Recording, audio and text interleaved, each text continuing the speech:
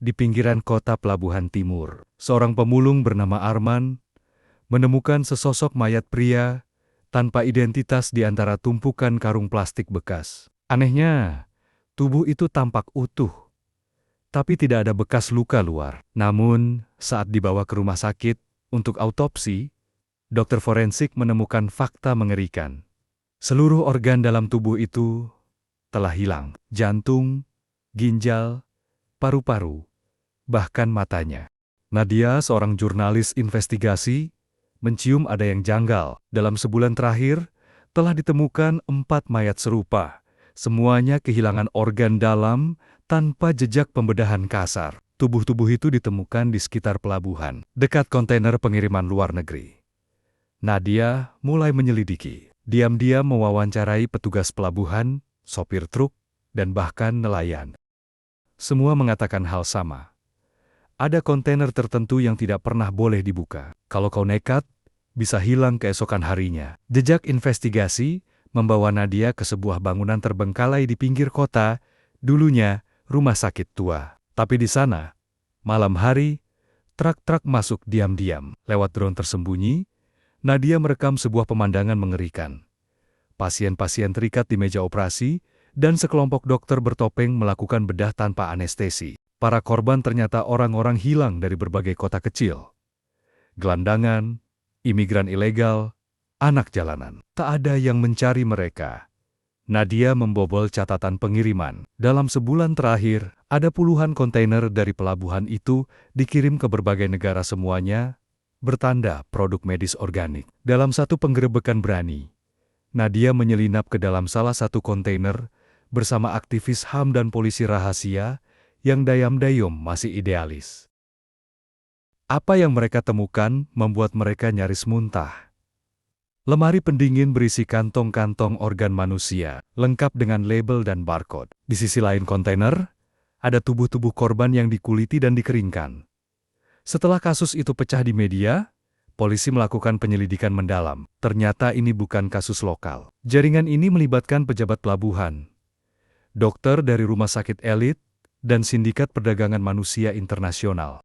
Organ-organ itu dijual ke rumah sakit mewah di luar negeri untuk pasien kaya yang rela membayar jutaan dolar demi hidup lebih lama.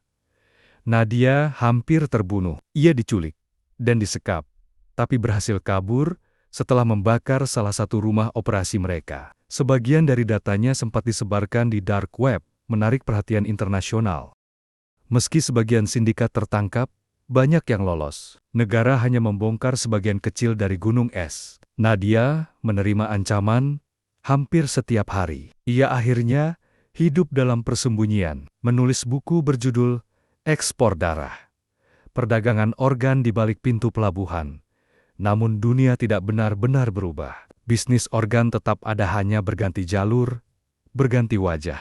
Keterangan dari salah satu korban, "Namaku Arifin, aku bukan siapa-siapa, lahir dari keluarga miskin di pelosok desa, merantau ke kota demi cari kerja. Tapi yang kutemukan cuma kerasnya jalanan dan dinginnya malam." Saat itu aku ditawari pekerjaan sebagai asisten gudang malam, digaji harian, dikasih makan, dan katanya bisa tidur di mes.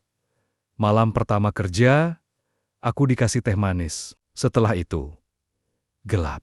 Aku bangun dengan tubuh kaku, mata susah terbuka, mulut tak bisa bicara. Tapi aku sadar ada cahaya putih menyilaukan, dan suara besi beradu. Suhu dingin. Aku merasa sesuatu di perutku seperti dicabik, tapi tak bisa teriak. Aku tidak sendiri. Di ruangan itu, ada 2 pria lain yang sudah tak bergerak. Matanya terbuka, kosong. Aku terbangun lagi. Entah berapa lama setelahnya. Kini aku tergeletak di lantai logam, tak mengenakan pakaian. Tubuhku lemah. Ada luka dijahit kasar di perutku. Rasa panas menjalar setiap kali bernapas. Tanganku terborgol. Suara mesin pendingin berdengung. Di sekelilingku, tumpukan manusia. Masih hidup, beberapa mengerang. Lainnya diam. Satu anak perempuan menangis pelan. Kami dikurung dalam kontainer. Seorang pria kurus berkata dengan suara bergetar, "Kita akan dikirim ke negara lain. Yang hidup untuk panen berikutnya. Yang mati dibuang. Saat aku sudah pasrah akan mati, terjadi keajaiban. Suara keras dari luar, seperti tembakan, pintu kontainer terbuka, dan sinar matahari yang menyilaukan masuk. Polisi masuk bersenjata lengkap. Tapi yang lebih kuingat, seorang perempuan muda yang menggenggam tanganku dan berkata, "Kamu selamat. Kamu selamat sekarang." Itulah Nadia. Kami dibawa ke rumah sakit. Beberapa teman yang satu kontainer denganku tak bertahan. Yang hidup, trauma. Ada yang kehilangan ginjal, hati, bahkan mata. Tidak semua bisa dipulihkan. Aku sekarang hidup di rumah penampungan. Tubuhku tidak sekuat dulu. Bekas luka masih nyeri, terutama saat hujan turun. Tapi, aku mulai menulis. Bersama korban lain, kami membuat komunitas. Kami menyuarakan kebenaran yang tak banyak orang mau dengar. Banyak yang tak percaya. Banyak yang bilang kami hanya ingin sensasi. Tapi kami tahu, malam itu nyata. Dan suara dalam kontainer masih membekas hingga kini. Arifin kini jadi pembicara diam-diam di forum-forum HAM internasional. Namanya disamarkan, wajahnya disensor. Tapi kisahnya jadi senjata. Ia tak bisa membalas mereka yang mengambil organ darinya. Tapi ia bisa membuat dunia melihat kegelapan yang selama ini tersembunyi di balik dinding rumah sakit, pelabuhan, dan angka statistik donor organ ilegal. Kalau kalian diam, katanya, mereka akan terus ambil dari tubuh kita tanpa izin, tanpa belas kasihan. Di balik restoran mewah yang berdiri di pusat kota Jakarta, ada ruang bawah tanah rahasia bernama Klub Bayangan. Tempat ini bukan sekadar ruang VIP biasa. Disinilah para pemain besar berkumpul. Pengusaha rumah sakit, dokter bedah, pejabat imigrasi, bahkan oknum intelijen. Mereka bukan sekadar berdagang organ. Mereka menentukan siapa yang boleh hidup dan siapa yang diambil nyawanya.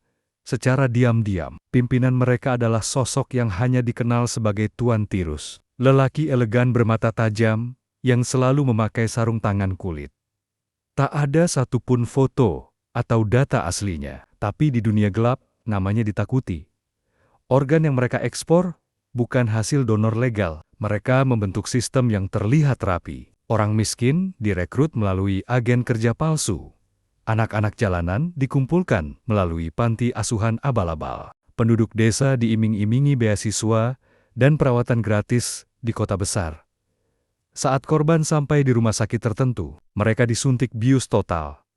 Diambil organnya, dan jenazahnya dipalsukan sebagai kematian alami. Sebagian korban tetap hidup, namun cacat seumur hidup. Setiap organ ada harganya. Ginjal, 80 juta sampai 150 juta.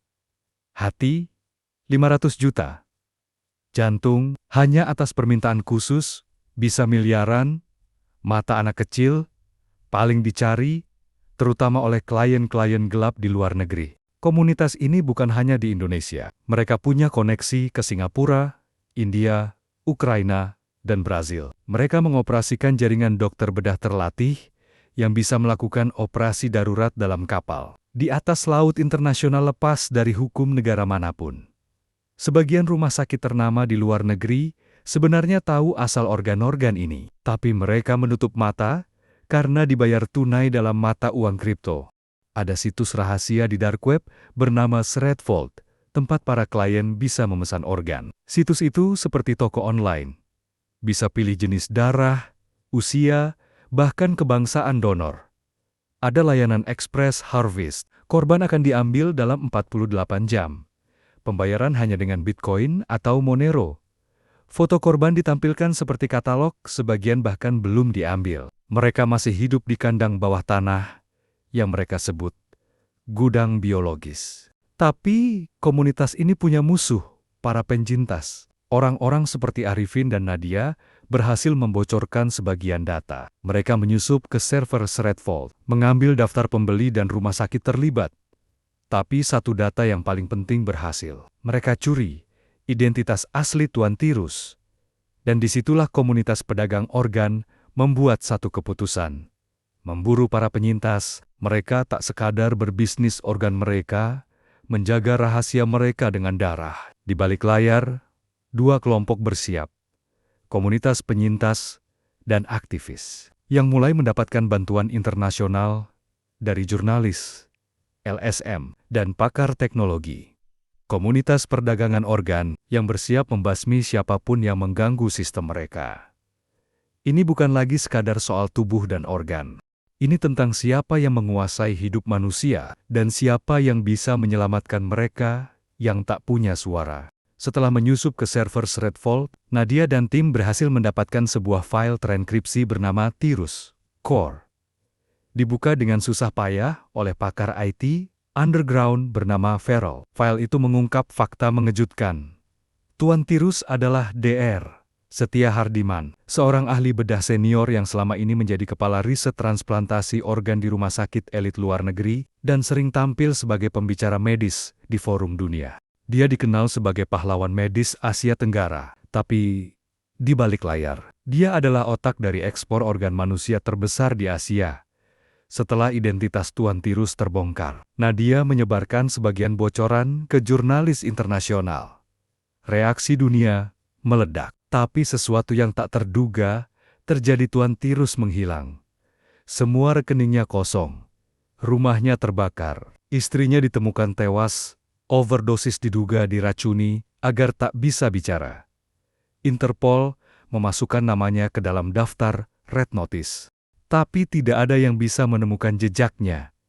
Sampai suatu hari, Feral mendeteksi transaksi kripto besar dikirim ke lokasi rahasia di perbatasan Myanmar-Thailand. Lokasi itu dikenal sebagai surganya klinika hantu rumah sakit tanpa izin yang berdiri di tengah hutan. Dengan bantuan aktivis internasional dan eks-tentara bayaran, Nadia dan tim berangkat ke wilayah tersebut secara diam-diam. Mereka tahu, ini bukan misi jurnalisme lagi. Ini perang pribadi. Salah satu penyintas yang ikut Dira kehilangan kedua ginjalnya dan hidup dengan mesin cuci darah portabel. Dia hanya punya satu tujuan, membunuh Tuan Tirus. Malam itu, mereka menyusup ke rumah sakit tersembunyi bernama Hope Genesis. Ironisnya, nama yang berarti harapan baru. Tapi harapan yang ada di sana bukan untuk para korban melainkan para klien kaya yang membeli kehidupan dari tubuh orang lain. Di ruang bawah tanah, mereka menemukan kamar operasi yang baru saja digunakan. Di monitor pengawasan, terlihat seorang pria tua bersarung tangan kulit, memantau operasi dari ruang kaca. Nadia menatapnya, dan air matanya mengalir. Dialah Tuan Tirus. Saat akhirnya mereka mengepungnya di sebuah jembatan gantung tua, Tuan Tirus tak melawan. Ia hanya tersenyum dingin dan berkata, "Kalian pikir kalian menang?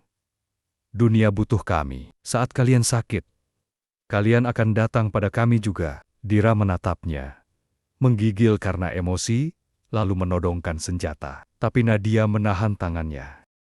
Mereka membiarkan hukum bicara. Tirus ditangkap, hidup-hidup, dan diekstradisi ke pengadilan internasional. Namun beberapa hari sebelum persidangan, dia ditemukan tewas di selnya. Kematian Tirus membuat komunitas perdagangan organ kehilangan arah. Tapi jaringan itu tidak sepenuhnya hancur. Ada anak-anak Tirus, dokter, pengusaha, perantara yang mulai membentuk kepemimpinan baru dalam bayangan. Nadia dan para penyintas sadar, pertempuran ini belum selesai. Tuan Tirus mungkin sudah tumbang, tapi sistem yang dia ciptakan masih bernapas.